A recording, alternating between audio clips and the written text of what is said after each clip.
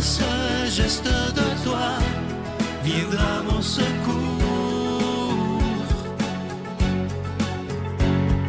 Viens semer dans mon âme le grain de l'amour.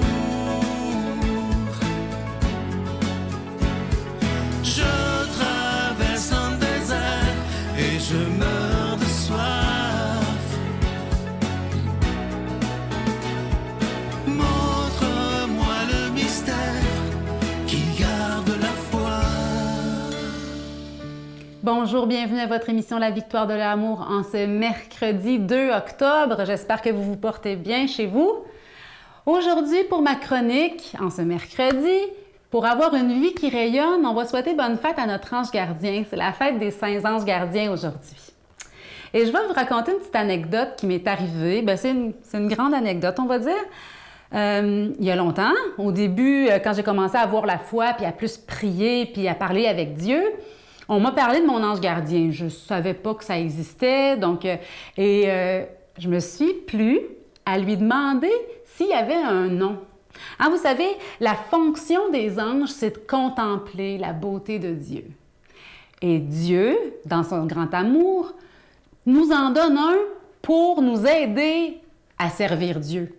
Il est là pour nous aider, nous inspirer à faire des bons choix, nous soutenir dans notre cheminement. Il nous rend de très nombreux services, donc on peut être dans la gratitude pour la présence des anges dans nos vies. Mais on en a un spécifiquement pour nous. Et je lui ai demandé, puis toute la journée, je lui ai demandé tôt le matin, et je lui ai demandé c'était quoi son nom. Et j'étais attentive. Est-ce qu'il y avait des prénoms qui me surprenaient, qui m'interpellaient, et puis dans la Bible, et puis cette journée-là, le nombre de fois où j'ai entendu les prénoms Simon et Samuel, c'était exagéré. Des fois, quand le Seigneur veut parler, il prend des moyens. Vous allez dire, oh, la petite Geneviève, elle a halluciné. Je l'ai pris comme pour moi et je suis allée voir l'étymologie, le sens du mot Simon et Samuel. En gros, ce que j'ai retenu, c'est que ça veut dire entendre, entendu, et Dieu, elle, quand ça finit par E-L, c'est Dieu. Donc, Simon Samuel, c'est comme s'il m'avait dit, mon nom c'est Simon Samuel. Celui qui écoute Dieu et celui que Dieu entend aussi. Et ça m'a percuté, ça m'a touché. Et c'est encore ce que je crois aujourd'hui que Dieu, je peux l'écouter, je peux l'entendre par sa parole, mais lui aussi, il entend chacune de nos prières, chacune de mes prières. Donc, pourquoi pas demander à notre ange gardien s'il a un nom, une identité. Peut-être que ça peut juste nous inspirer un mouvement du cœur dans notre journée aujourd'hui. Pourquoi pas? Vous savez que la fête des anges gardiens, elle date de 1670. C'est le pape Pie X qui a instauré cette fête. C'est pas juste depuis 1670 que ça existe, les anges gardiens, mais on en a fait une fête parce que, pourquoi pas? C'est important de célébrer, d'offrir aujourd'hui un petit discours intérieur, un petit dialogue intérieur à notre ange gardien en leur remerciant. Hey, merci d'avoir enlevé les pierres sur ma route si c'est arrivé. Merci de m'avoir soutenu parce qu'on ne le sait pas. Et c'est pas évident, là. Ils ne nous écrivent pas une lettre ou un courriel pour nous dire qu'ils nous ont aidés. Mais on peut être dans la gratitude quand même. On doit même être dans la gratitude. Leur présence invisible nous réconforte. Ils sont à nos côtés pour nous protéger en toutes circonstances, pour nous défendre des dangers. À tout instant, nous pouvons recourir à eux. À tout instant, nous pouvons recourir à eux. Et il y a une petite prière que j'aime bien, je vous la récite en terminant. « Ange de Dieu qui êtes mon ange gardien, par un bienfait de la divine providence, éclairez-moi, protégez-moi, dirigez-moi et gouvernez-moi. » Notre Père qui es aux cieux, que ton nom soit sanctifié, que ton règne vienne, que ta volonté soit faite sur la terre comme au ciel. Donne-nous aujourd'hui notre pain de ce jour. Pardonne-nous nos offenses, comme nous pardonnons aussi à ceux qui nous ont offensés. Et ne nous laisse pas entrer en tentation, mais délivre-nous du mal, car c'est à toi qu'appartiennent le règne, la puissance et la gloire pour les siècles des siècles. Amen. Je continuerai à croire, même si tout le monde perd espoir. je continuerai à aimer, même si les autres parlent de haine. Je continuerai à construire, même si les autres détruisent. Je continuerai à parler de paix, même au milieu d'une guerre. Je dessinerai des sourires sur des visages en larmes et je tendrai les bras à ceux qui se sentent épuisés. Oui, je continuerai à croire. Je suis tellement content de vous présenter mon tout nouveau livre. Il est tout chaud, tout chaud. Le titre, c'est « Vide ton sac à dos ». C'est un livre que j'ai eu beaucoup de joie à écrire et j'ai eu le privilège d'être aidé par l'unique Lambert. C'est lui, entre autres, qui a écrit la biographie, la magnifique biographie de Ginette Renault. Et ce que j'aime de Lambert, c'est qu'il m'a vraiment bien compris. Et lorsque vous regardez la couverture du livre, ça dit « Vide ton sac à dos ». Ça veut dire qu'il y a tellement de choses qu'on porte pour rien, qui nous font du mal avec les années. Mais si on décidait de vider notre sac à dos de la haine, de la jalousie, de l'envie, de l'amertume, mettez les mots négatifs que vous voulez, pour le remplir de belles choses. Vous savez que Jésus, dans l'Évangile, nous dit « Mon joug, il est léger. Mon fardeau, il est léger. » Alors, on peut remplir notre sac à dos avec ce Jésus qui est le Prince de la paix. Et ça, pour moi, c'est extrêmement important. Je vous rappelle que vous le recevrez avec un don de 25 $. Et si vous voulez 2 cadeaux, 2 livres, c'est avec un don de 40 $. Je vous remercie de tout cœur de ce que vous faites pour la victoire de l'amour, parce que si on est là, c'est grâce à vous. Voici maintenant comment vous le procurez. Par la poste, vous nous écrivez à La Victoire de l'amour, casier postal 120, succursale Boucherville, à Boucherville, J4B 5E6. Ou par téléphone, par carte de crédit, du lundi au jeudi, de 8h à 17h, au 514-523-4433. Ou à notre numéro sans frais, le 1-888-811-9291. Vous pouvez aussi faire votre don par Internet sur notre site web au www.lavictoiredelamour.org. Avec votre don, vous recevrez aussi un reçu pour fin d'impôt. Merci de donner des mains à la Providence. Mon Dieu, donnez-moi la sérénité d'accepter les choses que je ne peux changer, le courage de changer les choses que je peux et la sagesse d'en connaître la différence. Amen. On rejoint maintenant notre ami Luc Faneuf qui va nous commenter l'Évangile d'aujourd'hui.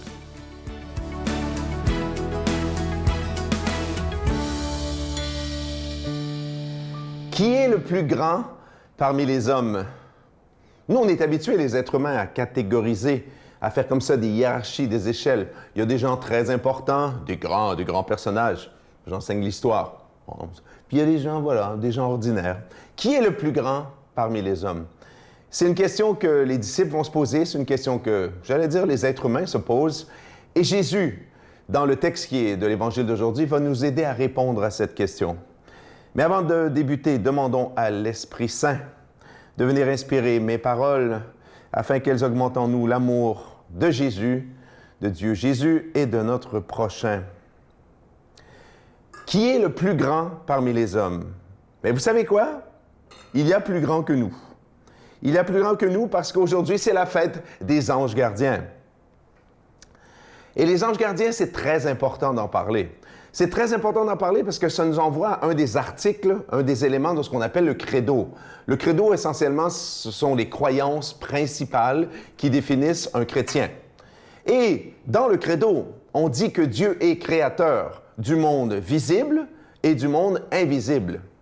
Et dans le monde invisible, vous et moi, je ne sais pas pour vous, mais je sais que moi, j'y suis jamais allé. Mais c'est clair que si on dit « je crois pas au monde invisible », c'est difficile de dire « je crois en Dieu ». Puis en même temps, à l'inverse, si on dit « je crois en Dieu », si, on peut comprendre. Dieu a créé, c'est un dogme, Dieu a créé des créatures spirituelles qu'on appelle des anges. Puis là, on n'entrera pas dans les détails, différentes catégories et tout le reste. Et là, dans le texte d'aujourd'hui, Jésus va faire référence à cette croyance juive très ancienne, selon laquelle, non seulement il y a des grands anges qui ont des missions pour le peuple, Raphaël, excusez-moi pas Raphaël, mais Gabriel qui va apparaître à la Vierge Marie, Raphaël qui conduit le peuple, et le grand Saint-Michel, n'est-ce pas, qui combat le diable et le reste. Mais chacun et chacune d'entre nous avons reçu un ange dont le job, dont le travail est de nous protéger, attention, physiquement, mais surtout spirituellement. Alors je vous pose une question. Priez-vous votre ange gardien? Oh, excusez-moi, j'en formule une autre. Êtes-vous même conscient? Saviez-vous que vous avez un ange gardien.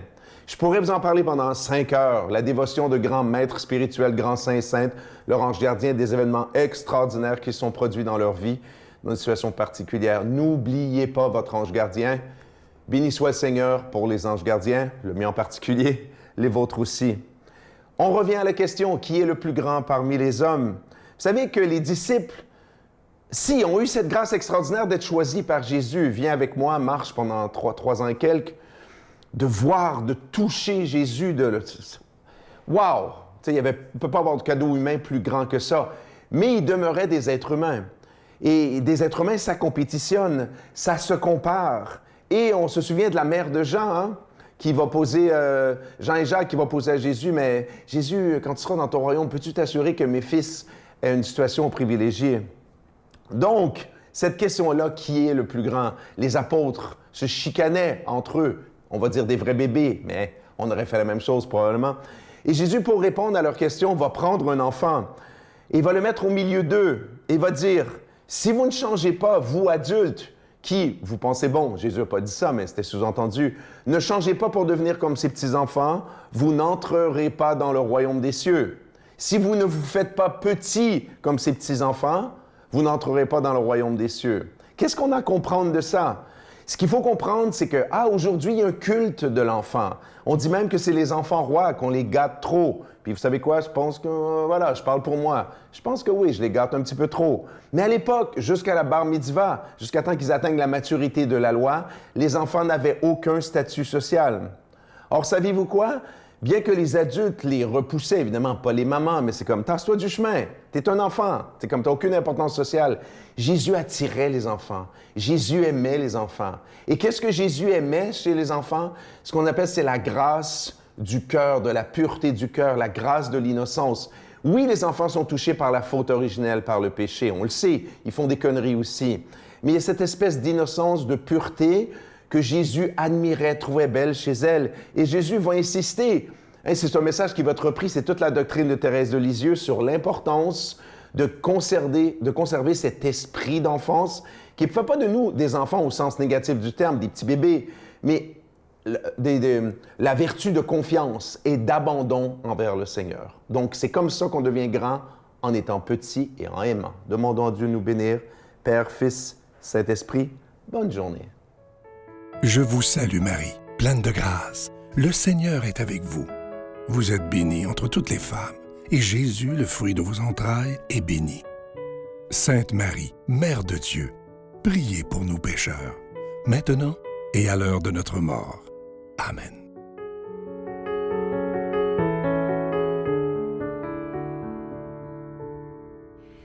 Pour ce mois d'octobre, la Victoire de l'amour vous offre, en échange de vos dons, le cadeau du mois, le tout nouveau livre de Sylvain Charon, « Vide ton sac à dos ». N'est-ce pas que ça fait du bien d'avoir le cœur léger, de se débarrasser de nos peines, de nos rancœurs, de nos doutes, de tout ce qui nous alourdit finalement? Hein, ça nous aide à aller de l'avant dans notre cheminement humain et spirituel. Vidons notre sac à dos. Donc, c'est un livre de chevet par excellence, écrit en gros caractères, ça se lit tout seul. Et ça soutient la mission de la Victoire de l'amour d'annoncer cette bonne nouvelle de l'amour de Dieu à la télévision et sur Internet. Encore, la petite carte en acier inoxydable continue d'être disponible pour vous. Cette carte avec la gravure où Jésus nous dit « Ne crains rien, car je suis avec toi ». Ça s'offre bien en cadeau également. Merci pour votre soutien, merci pour vos dons généreux, essentiels à notre mission. Bonne journée. Je pense que toute crise de panique vient d'un choc. Et tant qu'on n'a pas mis le doigt sur le choc qui a provoqué ça, c'est difficile d'en guérir.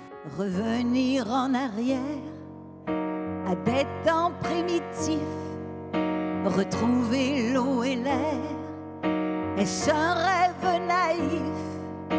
Avant Adam et Ève, le serpent et la pomme, s'inventer un pays qui n'appartient